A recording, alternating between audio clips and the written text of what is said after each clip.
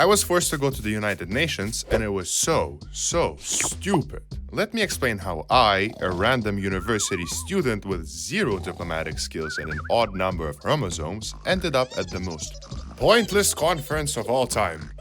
There might be some long sentences here and there, but I promise you, bear with me, you will not regret watching this video. It all began when I was admitted to university in Switzerland. 2 weeks into my studies, I saw an academic advisor haphazardly running around the halls of the university, grabbing every student he could see. Apparently, some chucklefuck decided not to continue his education over the holidays, and they needed to urgently replace them in an upcoming UN conference. Without thinking, my friend goes like, "Hey, what about this guy?" and points at me. I am not an international relations student, I have never been to the UN, and I have no idea what a conference even is. Given my awesome qualifications, you would think they'd reconsider. But the fact that they didn't should tell you a lot about the professionalism of the meeting. So watch until the end to see how brain-dead this conference turned out to be. I went to meet my career advisor, who gave me 18 pages of timetables and other hieroglyphic information. He told me, "Come there at 9, you will understand everything on the fly, it's not difficult." Like I said, professionals. They told me to dress professionally, so I put on my best Snoopy sweater and came there at 9. The conference starts at 11:30. Why do I need to be here 2.5 hours before?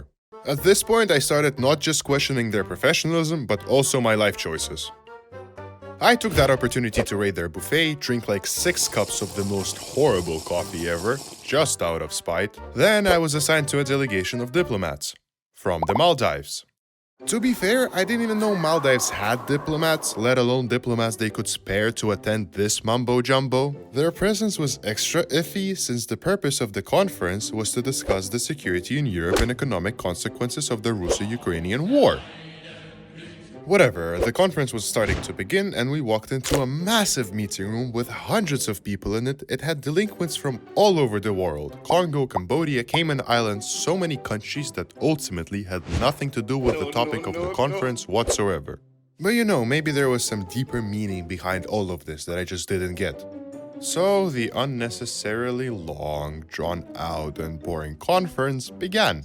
To my surprise, the second someone started talking, my delinquents just pulled out their phones and started watching TikToks, sending each other memes, giggling, and talking. But to their credit, every time someone finished talking, they would stand up and applaud for 5 minutes straight. Here is where the stupidity begins. The second day was dedicated to ecological problems, and the Maldives delinquents were the first to speak.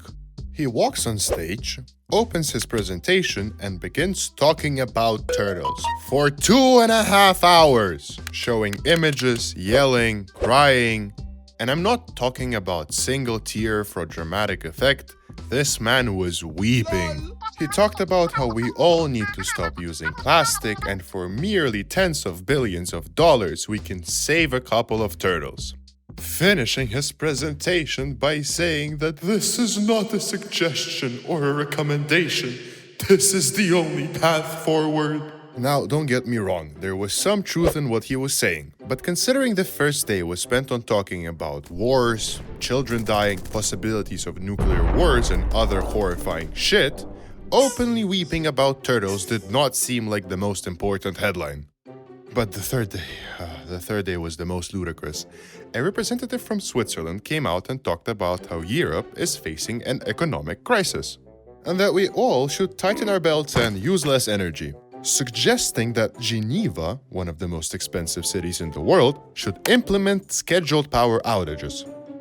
Now again, there was some sense in what she was saying, but after the conference ended, I took a stroll around the never-ending United Nations building. With thousands of empty offices, hundreds of empty meeting rooms, all with lights turned on. Now get this, for the first time since my arrival to Geneva, I felt an extremely hot radiator. No, it was not lukewarm. You could grill a steak on that shit. I thought, okay, now this legitimately can't get any more stupid. But it could! Turns out, this was a rehearsal, with students and interns, and the actual conference is going to happen in 2 weeks.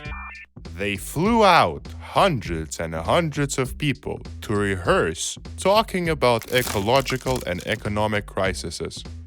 Jesus Christ. The situation repeated itself when I was asked to go to the same conference the next year. This time I was assigned to a Nigerian delegation, and honestly, at this point I thought I was prepared for anything. I brought a bunch of documents, I took an assigned seat next to my Nigerian delinquent just to witness this brilliant man spend the entirety of his time playing online slots. I kid you not, he played until he ran out of money completely, adding more money multiple times throughout the meeting, and when he ran out of money, this champion started watching a streamer playing online poker. Honestly, I'm in love with this man and his dedication to what is truly important. Now that I'm a third-year attendee, I can finally, properly participate in these conferences. These meetings gave me a clear understanding of what I want to do in life. Attend meaningless meetings in massive, heated buildings where I can play slots and watch memes, eat overstacked buffets, and discuss how the general population should cut down on their consumption, with random people from all over the world that have nothing to do with anything that is being discussed.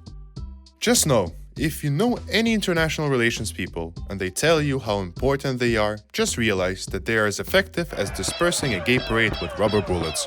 Okay, subscribe, bye!